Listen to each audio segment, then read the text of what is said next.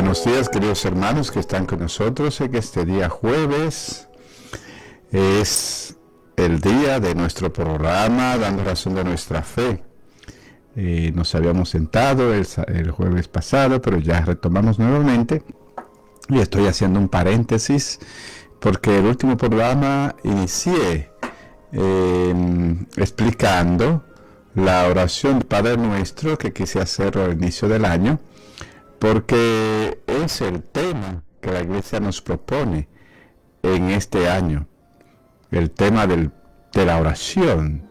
Y esa oración pues está inspirada, el tema de la oración está inspirada en esa súplica que el Señor nos enseñó, el Padre Nuestro. Y comenzamos pues con la primera parte: Padre nuestro que estás en el cielo, santificado sea tu nombre. Venga a nosotros tu reino, hágase tu voluntad en la tierra como en el cielo. Comentamos la primera parte sobre todo lo que tiene que ver con el Padre, ese pronombre nuestro que nos compromete a todos a invocar a un Dios que es Padre y que no es mío solo, como decíamos, es de todos. Por eso es Padre nuestro, de todos los hijos de Dios. Y la verdad más grande que nosotros afirmamos en el Padre Nuestro es que Dios es Padre y que nosotros somos hermanos. Santificar ese nombre de Dios que no puede ser ultrajado y tomarlo en vano, como nos lo dice el mandamiento. Y desear que venga ese reino de Dios, ese reino que hace referencia a la misma realidad presente, ese reino que comienza entre nosotros. Jesús lo inició. No se trata de esto de conocer nada más y quedarnos nosotros en pensar que el reino de Dios está ya en el cielo y que en la tierra no hay que hacer absolutamente nada. Jesús vino y proclamó el reino de Dios. El reino de Dios está en ustedes. Está cerca el reino de Dios. Los valores que Jesús nos enseñó son los valores del reino. Y cuando nosotros lo ponemos en práctica, cuando lo asumimos, ya iniciamos a vivir en ese reino de Dios, un reino de paz, de justicia y de amor. Pues ahí llegamos en el programa anterior. Vamos a comenzar hoy con las siguientes peticiones que rezamos en el Padre Nuestro. Hágase tu voluntad. Una petición muy importante para nosotros y que es un desafío poderla vivir.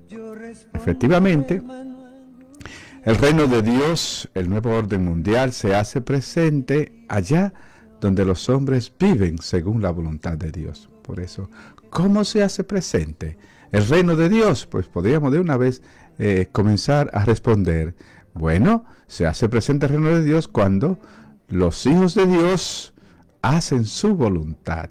Nosotros acogemos el proyecto de reino que Dios tiene para con nosotros. En hebreo, esta expresión significa literalmente hacer lo que agrada a Dios. Dice, hágase tu voluntad. En la lengua semítica hebrea es como decir, hacer lo que a Dios agrada, hacer lo que Dios desea. No se trata, por tanto, de obedecer a una ley abstracta, sino de vivir las consecuencias de una relación personal, una relación de hijos, en el caso de nosotros con Dios.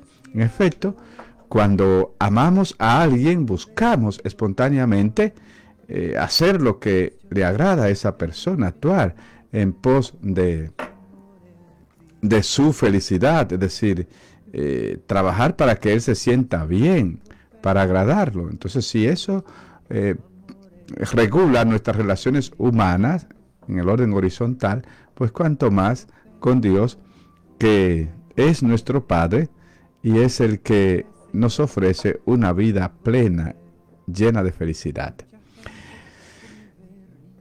Lo dicho aquí lo dicho es aún más cierto para Dios. Así que nosotros eso lo podemos decir en nuestras relaciones humanas.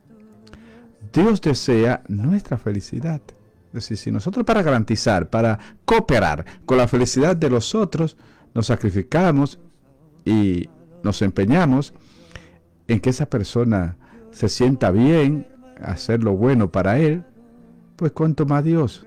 Dios desea nuestra felicidad. Para eso nos ha creado, para compartir la plenitud de su vida con nosotros. La diferencia con nuestros padres humanos es que es Dios mismo quien ha depositado en nosotros los dones, y entre ellos el que es tal vez el don más grande, la libertad. Por eso, para dar cumplimiento al designio de Dios, hemos de realizar plenamente el ser que somos, desarrollando todos los dones depositados en nosotros. Ya sabemos que ese uno de los dones más grandes que Dios nos ha dado es que nos ha hecho libres. Y esto sí que tiene muchas implicaciones para nosotros. Muchas implicaciones. El hecho entonces de que la voluntad de Dios no aniquile la nuestra, es decir, una de las cosas que uno podría preguntarse, pero bueno, hacer la voluntad de Dios y la nuestra, ¿dónde queda? Y esa es la gran resistencia del hombre, y más hoy día. Nadie quiere ser segundo. Nadie quiere ser oveja. Aspiramos más a ser pastores, a ser guías. Nadie quiere dejarse llevar, guiar. Entonces, ese es el gran desafío de nosotros, los seres humanos, para poder dejar, y sobre todo nosotros cristianos creyentes, para dejar que la voluntad de Dios se haga en nosotros. Pero, repito nuevamente, el hecho de que la voluntad de Dios no aniquila la nuestra. Eso tenemos que tenerlo bien presente. Jesús afirma que no busca su propia voluntad, sino la de su Padre. Nada de lo que hace es por sí mismo. El mejor ejemplo para nosotros aprender de cómo se hace la voluntad del Padre Dios es Jesús. Él vino a enseñarnos todo, incluso a establecer unas relaciones filiales correctas con nuestro Padre Dios, porque Él es el Hijo y en Él somos nosotros. Él nos ha hecho sus hermanos, hijos en el Hijo. Y Él entonces viene a revelarnos cómo nosotros podemos ser hijos de Dios, de verdad, en obediencia. Y la primera enseñanza que nos da Jesús es esa, que Él vino a hacer la voluntad del Padre. Jesús es el hombre más libre que uno puede imaginarse. Y sin embargo, siempre estaba a la escucha del Padre. De ahí que la obediencia no le quita a nadie, pues, mérito. Porque si Jesús fue un hombre libre, el más libre, y obedeció al Padre, entonces el que obedece, obedecer no implica perder la libertad. No implica perder la libertad. En el caso de nosotros es ganar libertad. Porque en otros programas nosotros hemos afirmado que el hombre fue creado libre. Puede elegir entre el bien y el mal. Pero si elige el mal, inmediatamente pierde su libertad. Para nosotros poder preservar el don maravilloso de la libertad, tenemos que elegir según el querer de Dios. Es el hacer la voluntad de Dios lo que nos hace a nosotros verdaderamente libre. Y eso nos lo enseña Jesús, que es el hombre más libre, ha sido el hombre más libre que ha pisado sobre la tierra, y sin embargo, en todo buscaba hacer la voluntad del Padre, escuchaba siempre al Padre, que ha puesto todo entre sus manos, como nos lo explican muy bien los evangelios.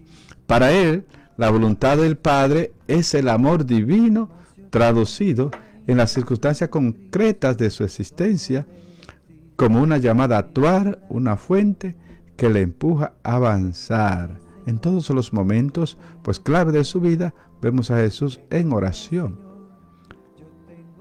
buscando hacer siempre la voluntad del Padre. Y uno de los momentos más elocuentes de esta obediencia de Jesús al Padre es la oración en el huerto de Getsemaní. Jesús conoce ahí la fuerza del mal con todo su poder, pero eso no le impide orar. Abba, no sea, dice él, Abba Padre, que no se haga mi voluntad sino la tuya, sino lo que tú quieres. Jesús vive en y de la convicción de que Dios es su Padre, su Abba, que desea lo mejor para él y para el mundo, a pesar de lo contradictorio de las apariencias. En ese momento de Getsemaní, Jesús humanamente sufre porque sabe lo que le viene, pero en ese momento se abandona totalmente en las manos del Padre porque es lo más conveniente para él, es decir, es lo que el Padre desea para él y él busca agradar al Padre en todo. Su oración es un intento de discernir en medio de las tinieblas la victoria del amor, porque la entrega de Jesús, su pasión y su muerte, es la mejor muestra de lo que significa amar. Es la victoria del amor sobre el odio, sobre el egoísmo. Jesús sabe que la confianza en Dios es la única puerta que abre a ese discernimiento. Abandonarse totalmente en las manos de Dios. Bien, pues vamos a hacer una primera pausa para que continuemos, pues explicando esta bonita oración del Padre Nuestro.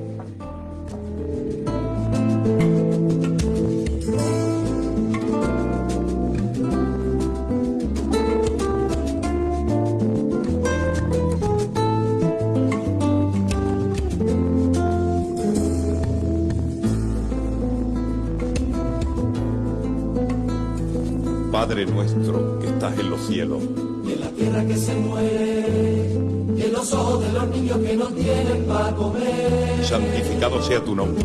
y que todo el mundo se entere de tu mano generosa, de tu fuerza y tu poder. Venga a nosotros tu reino. Y que brille lo más limpio, lo más bueno, lo más puro, lo mejor de nuestro ser. Hágase tu voluntad. Se lleve la basura, la violencia y la mentira hasta desaparecer. Así en la tierra como en el cielo. Protégenos, Señor, ayúdanos, Señor.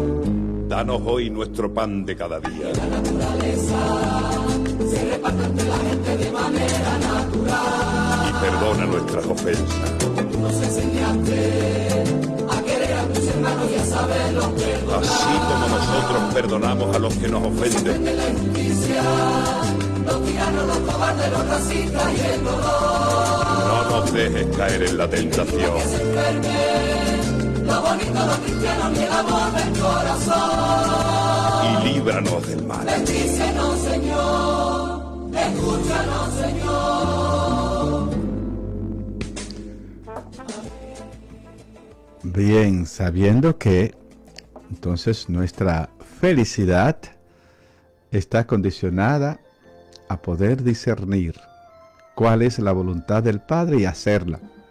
Entonces, una pregunta que puede surgir es ¿cómo hacer la voluntad de Dios? Porque sabemos que hacer su voluntad es lo que nos planifica. ¿Cómo hacer esa voluntad? Un texto sobradamente conocido de San Mateo puede entonces orientarnos sobre el sentido concreto de cómo nosotros podemos hacer la voluntad de Dios. El Señor lo explica en todo el Evangelio, pero pongo este ejemplo. Dice Jesús en el Evangelio de Mateo: ustedes son la luz del mundo. No puede ocultarse una ciudad situada encima de un monte, ni tampoco se enciende una lámpara para ponerla debajo del celemín, sino sobre el candelero, para que alumbre a todos los que están en la casa. Brille así su luz delante de los hombres, para que vean sus buenas obras y glorifiquen a su Padre que está en los cielos. Bien, ahí está la clave. Jesús se revela a él como la luz del mundo y dice, ustedes también son luz del mundo. ¿Cuál es su misión? Si son luz del mundo, brillar. Brillar. Nos toca a nosotros como cristianos brillar, ser antorchas, ser referencia. Eso lo explicaba muy bien el Papa Benedicto XVI, incluso antes de ser elegido Papa, cuando era teólogo en las universidades de Alemania. Un tema muy interesante de él, la iglesia del futuro. Y él siempre nos enseñó en su magisterio de que él no visualizaba nunca la iglesia como una procesión grande de todos los cristianos caminando, sino lo que nos dice las Sagradas Escrituras, el pequeño resto de Israel, la luz en medio de la multitud, en medio de la masa, abriendo camino. Una visión muy interesante que puede iluminar mucho en este tiempo en el que vemos que nosotros no caminamos solos, que no estamos en los tiempos de la cristiandad, en la que se sonaba la campana y todo el mundo iba a la iglesia, no había ni siquiera que poner horario. La iglesia era como lo propio de todo el mundo, ir al encuentro con Dios. Hoy vemos tantas indiferencias, tantos caminos que se abren, tantas opiniones distintas, gente que cree, otro que no cree, tantos caminos en lo que la gente sigue buscando también esa plenitud de vida. Entonces nosotros como cristianos tenemos que ser luz del mundo. En medio de todo ese maremoto de situaciones, de opiniones, de actitudes, el cristiano hace brillar los valores del reino. Los valores del reino que vive el cristiano, pues iluminan a otros, de tal manera que cuando alguien quiere seguir el camino, dice, bueno, ahí está el camino, ahí está la luz, y que nosotros ayudemos a que esa persona se encuentre con el Señor. No necesitamos ser la masa, y ojalá que siga creciendo, y a eso estamos llamados, a evangelizar para que todos los hombres y mujeres conozcan a Cristo, que es el que salva. Pero lo primero que nos toca es ser luz, para que aquellos que van en tiniebla puedan ver la luz. Entonces, eso es lo que nos pide el Señor. Así hacemos la voluntad de Dios. Lo primero es ser luz. Jesús compara a sus discípulos con la luz para más tarde decir ¿qué hacer? Responde simplemente eso. Hay que brillar. Si son luz, ¿qué es lo que tienen que hacer? Brillar. Desde el momento que somos una luz, brillar es lo único que podemos hacer, porque para eso es la luz. Es decir, actuar en consecuencia de lo que somos. Si somos verdaderos discípulos de Jesús, actuemos en consecuencia y entonces vamos a irradiar luz. Esa es la gran tarea, ese es el gran desafío. Nadie puede abrogarse a sí mismo que ya es luz y que es la plenitud de la luz. Sí, vamos haciendo ese camino humildemente. En la medida en que vivimos unidos a Él, de Él recibiremos esa luz que poco a poco nos transfigurará en imagen suya. No la tenemos a plenitud, pero nosotros tenemos que ir reflejando esa luz, irla recibiendo. Seremos entonces portadores de fruto, y el fruto es las bienaventuranzas, es decir, las bienaventuranzas. El que vive la bienaventuranza está ya brillando, está glorificando al Padre con su propia vida.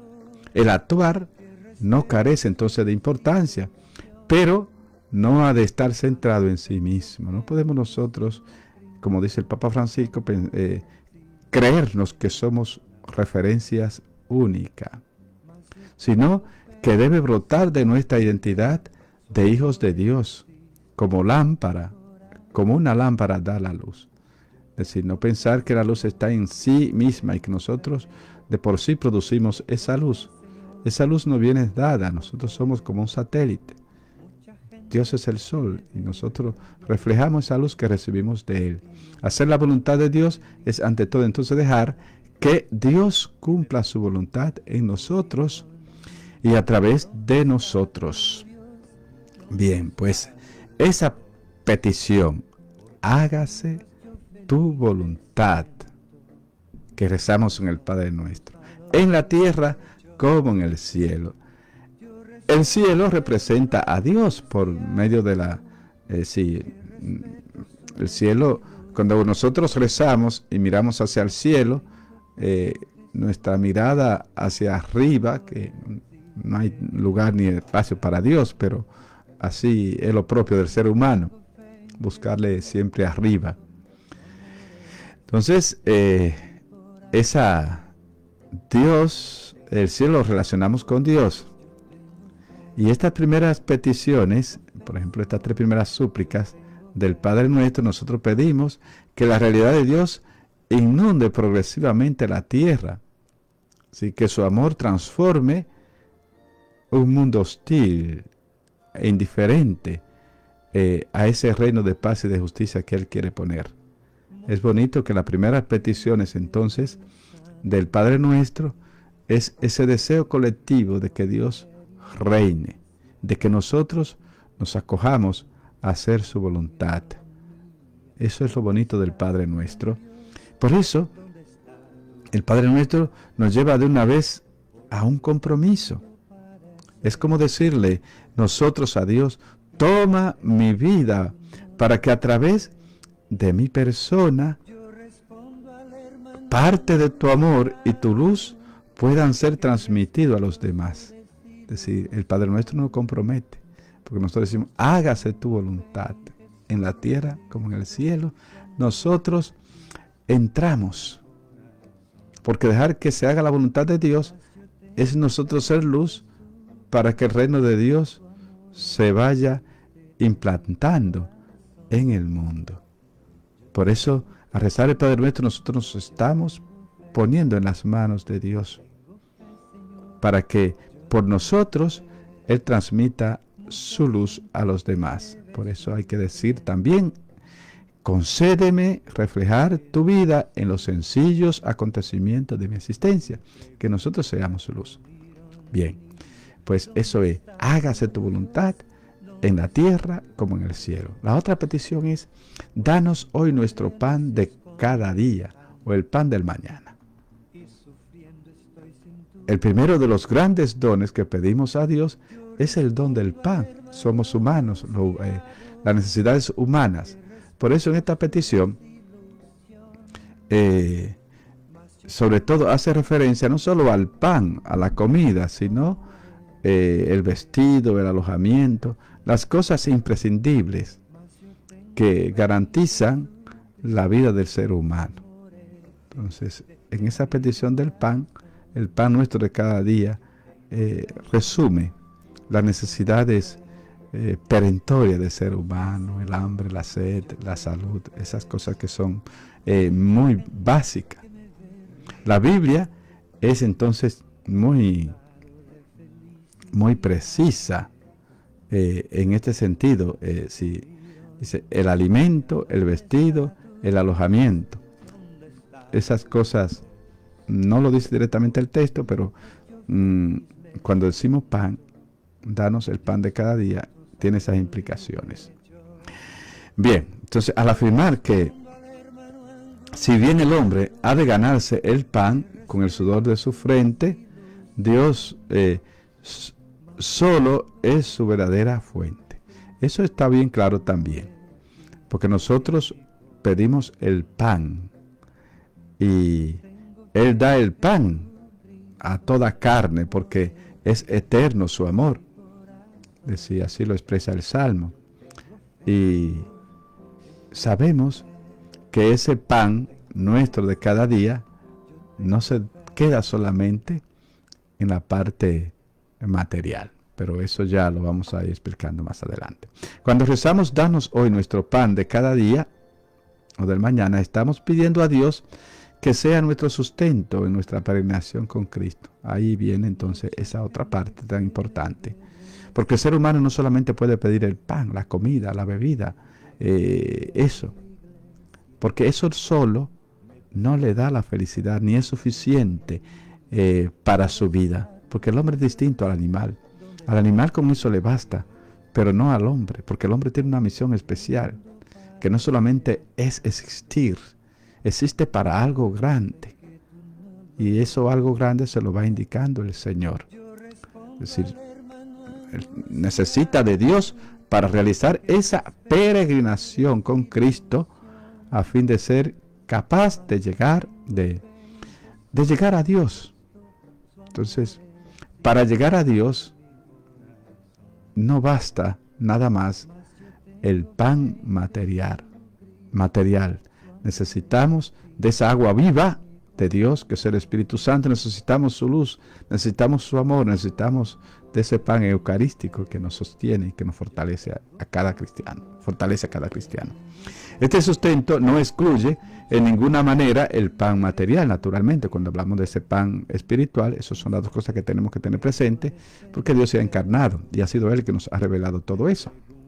Pero apunta más allá de sí mismo. ¿Cuál es el alimento que nos permite vivir como testigo de Dios en este mundo? Entonces ahí podemos hablar de la palabra de Dios. Encontramos en la Biblia la oración, el amor fraterno, el apoyo de los otros y sobre todo la Eucaristía, que recapitula todas las otras formas de pan. Es en definitiva Cristo mismo, el pan de vida, que nos alimenta al ofrecernos ya en la tierra un anticipo del cielo. En esta súplica del Padre Nuestro nos comprometemos también nosotros a vivir plenamente el hoy de Dios. Danos cada día nuestro pan, dice la versión de Lucas, el pan cotidiano. Subraya más claramente la dimensión de peregrinación, el camino a retomar día tras día. Sí, eso es importante. El pan nuestro de cada día, dánoslo hoy. La urgencia de nosotros procurar ese pan. En todo caso, entonces, se nos está diciendo que la confianza en Dios es esencial, que no podemos instalarnos en lo que no es esencial, El pan nuestro de cada día, dánoslo hoy. Cada día tiene su propio afán. Es importante entonces eso, porque no podemos nosotros acumular sin más. Por eso el pueblo en el desierto nos da un buen ejemplo. Cuando pidió el maná al Señor, cuando el Señor le dio el maná y quería acumular, guardar para mañana. Y entonces lo intentó.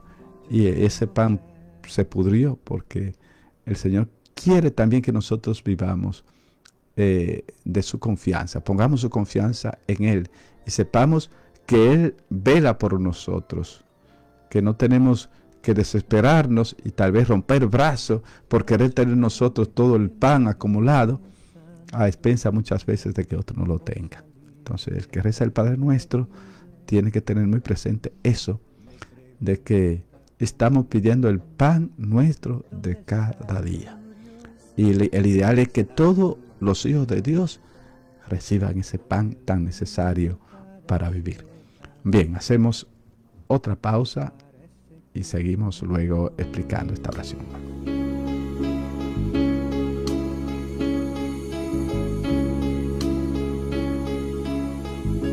Padre nuestro, tú que estás en los que aman la verdad, haz que el reino que por ti se dio llegue pronto a nuestro corazón, que el amor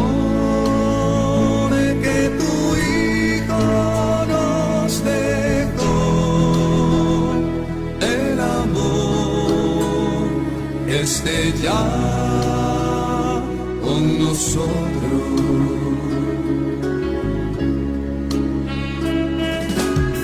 Padre nuestro que estás en el cielo, santificado sea tu nombre. Venga a nosotros tu reino, hágase tu voluntad, en la tierra como en el cielo. Danos hoy nuestro pan de cada día. Perdona nuestras ofensas, como nosotros también perdonamos a los que nos ofenden. No nos dejes caer en la tentación, y líbranos del mal. Amén. Y en el pan de la unidad, Cristo, danos tú la paz, y olvídate de nuestro mal, si olvidamos el de los demás. No permitas que caigamos en tentación, oh Señor, ten piedad del mundo, ten piedad del mundo. Bien, seguimos con la siguiente petición. Dice, perdona nuestras ofensas, como también nosotros perdonamos a los que nos ofenden. Una petición muy importante para nosotros los cristianos. Todos somos sujetos de una historia llena de pasos en falso, podríamos decir, de pesares, de heridas provocadas o sufridas, de todo un bagaje que entorpece nuestro avance. Por esta razón, el segundo de los dones que pedimos a Dios en el Padre Nuestro, después del pan, es el don del perdón. Es decir, el amor de Dios que recrea y hace posible una nueva partida al aligerar nuestras espaldas del lastre del pecado, del pasado, todo esto. Pedimos entonces a Dios primero el pan para vivir, para existir, pero luego que nuestra existencia pues se vea despojada de todas esas cargas, de todo ese lastre que a veces vamos recogiendo en nuestro caminar y que nos quita las fuerzas humanas, las fuerzas espirituales, el deseo, puede peligrar incluso nuestra propia felicidad. El hombre creado a imagen de Dios está llamado a transmitir a los demás lo que él ha recibido y no permitir que este reflejo divino sea velado por el egoísmo o el miedo. Ya decíamos anteriormente que estamos llamados a hacer luz y que esa es nuestra misión. Sí, el hacer la voluntad de Dios. Dios quiere que seamos luz en medio de las tinieblas, y la tiniebla representa todo lo oscuro, todo lo que es el pecado. No hay entonces punto de comparación entre lo que Dios nos da y lo que por nuestra parte podemos ofrecer. Vivimos entonces en esa impotencia, conociendo el plan, el proyecto de Dios, y a veces no alcanzamos a vivirlo como Él quiere, ni frente a Él ni frente a los hermanos. No llenamos las expectativas de Dios en la manera de vivir el amor, la entrega, el servicio, y mucho menos a los hermanos, que siempre serán difíciles de complacer en todo. Pero no llenamos las expectativas, a veces consciente e inconsciente, a veces siendo nosotros culpables por no esforzarnos, por no tener la actitud que el Señor nos pide. Entonces, por eso debemos pedir perdón, recibir ese perdón de Dios, pero que nos compromete también a ofrecerlo a los otros. Se trata, entonces, de decir que no podremos nunca saldar nuestra deuda con Dios. Dios nos ha dado mucho. Entonces, cuando pedimos el perdón de Dios, le estamos pidiendo mucho a Dios, porque nosotros estamos marcados por el pecado y son muchas nuestras deudas. El Señor lo pone muy bonito en una de las parábolas. Ya sabemos, aquel que se le tira los pies a Jesús. Bueno, es una parábola que pone Jesús, naturalmente. A alguien que le perdonaron sus deudas y después no quiso perdonar a otro. Entonces, Dios nos perdona y hay una desproporción entre todo lo que Dios no perdona y lo que nosotros podemos perdonar a los demás, a las ofensas de lo que nos ofenden también a nosotros. Entonces, aquí es un punto muy importante de vida cristiana. Somos deudores de Dios. Tenemos deuda con Él. Nunca podremos decirle al Señor, ya he hecho lo suficiente, déjame tranquilo.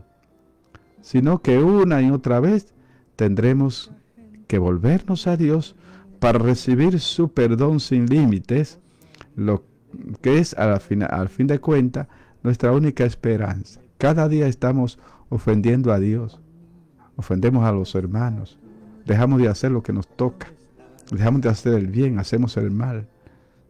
Cada día vivimos esa situación y tenemos que volvernos a Él para pedir su perdón.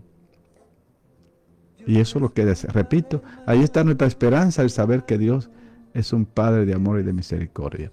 El hecho de que Dios perdone, de que sea un Dios de misericordia, no es una particularidad propia del Nuevo Testamento nada más. Dios siempre se ha revelado como un Dios de misericordia. Así nos lo enseña la Escritura. Por ejemplo, el pueblo de Israel ha sabido siempre que su Dios es misericordioso. Y toda su historia está orientada en este sentido. Dios se le reveló al pueblo de Israel, antiguo pueblo, como un Dios de misericordia, y no se diga entonces al nuevo pueblo, el pueblo de la nueva alianza que somos nosotros, esa alianza que la selló Cristo. La auténtica novedad que no es que Dios sea misericordioso, sino que nosotros podemos o estamos llamados también hacerlo, porque estamos creados a su imagen y tenemos que reproducir la imagen de Jesús en nuestras vidas. El Padre Nuestro habla igualmente del lazo existente entre el perdón de Dios y el del hombre. Así como Dios no perdona, nosotros tenemos que perdonar. Para Jesús, el amor de Dios es siempre primero. Así nos lo revela también la Sagrada Escritura. Dios es el que sale a nuestro encuentro. Es el que, así lo expresa San Juan, el Evangelio de San Juan.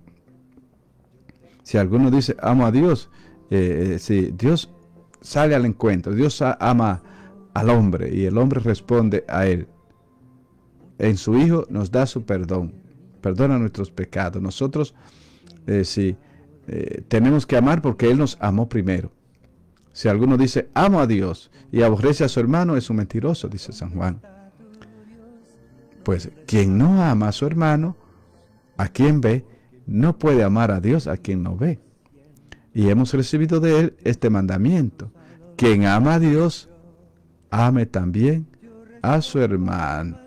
De ahí que Dios nos ama primero para que nosotros, ese amor que nos da, lo podamos manifestar a nuestros hermanos. Dios nos amó primero, nos envió a su Hijo para hacernos entrar en su amor a pesar de nosotros ser pecadores, es decir, seres incapaces de amar. Pero San Juan no se detiene ahí, sino que añade a continuación que somos nosotros los que por nuestra parte hemos de amar. El amor, el perdón del que hacemos gala en la relación con nuestros hermanos, es el signo de autenticidad de nuestro amor a Dios. Por tanto, ahí no puede haber engaño.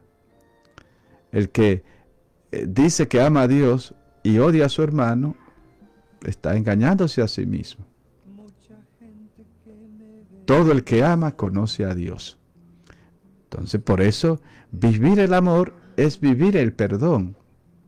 Y es muy fácil hablar del amor, de que yo amo mucho, de que te quiero mucho, todas esas expresiones que usamos.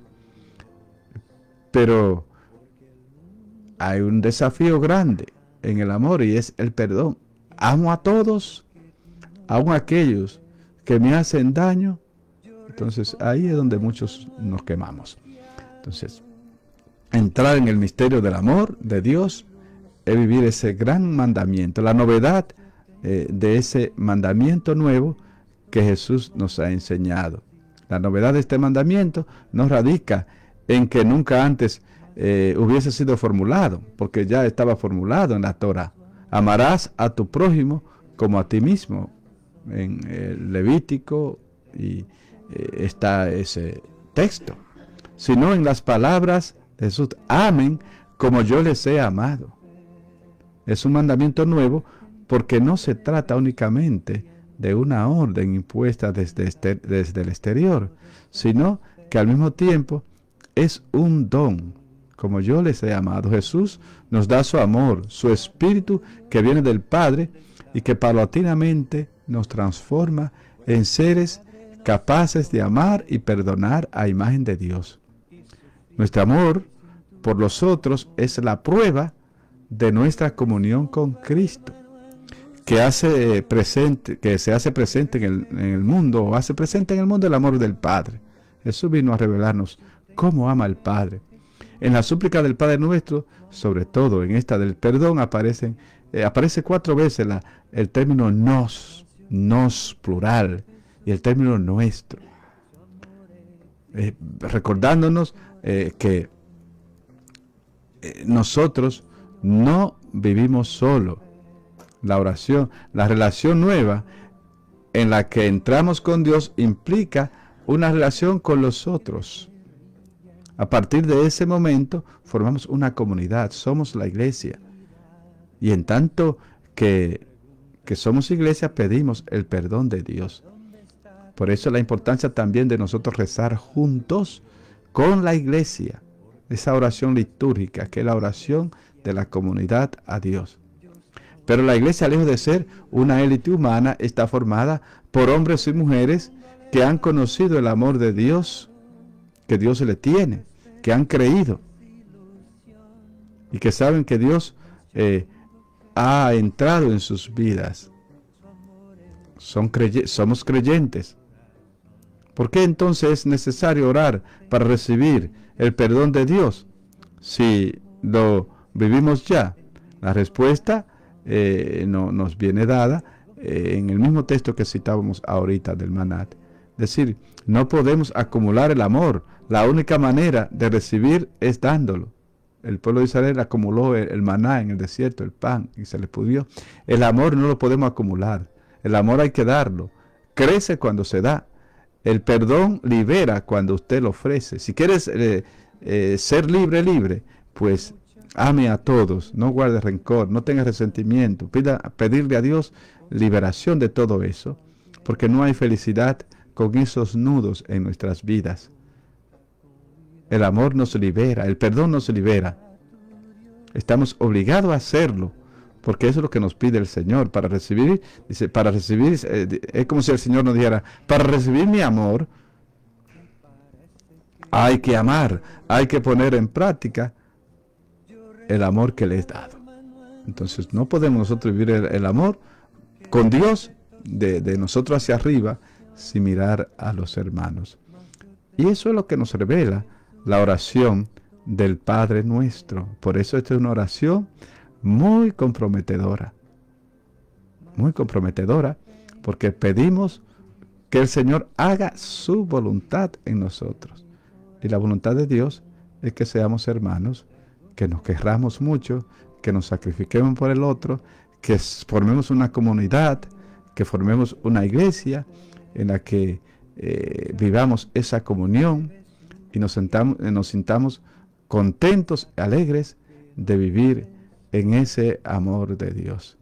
Pues a nosotros rezar esa oración tan bonita, el Padre Nuestro, pues estamos expresándole a Él ese deseo de que Él venga a nosotros. Y también expresamos la confianza en Él. Nos apoyamos, por tanto, en la confianza, en el perdón de toda la iglesia, para que el Señor nos perdone, me perdone a mí, perdone por el amor también grande que tiene a su iglesia. Por eso hay una oración muy bonita que los sacerdotes hacemos, se hace en la misa. No mires mis pecados, sino la fe de tu iglesia. Bonita esta oración. Nos apoyamos, por tanto, en la confianza, en el perdón de toda la iglesia, para poner en evidencia la inmutable presencia del perdón de Dios entre nosotros, independientemente de nuestras impresiones subjetivas. La Iglesia ha consagrado a sus ministros para ofrecer también ese perdón de Dios. Pues que el Señor siga regalándonos su amor y que lo traduzcamos también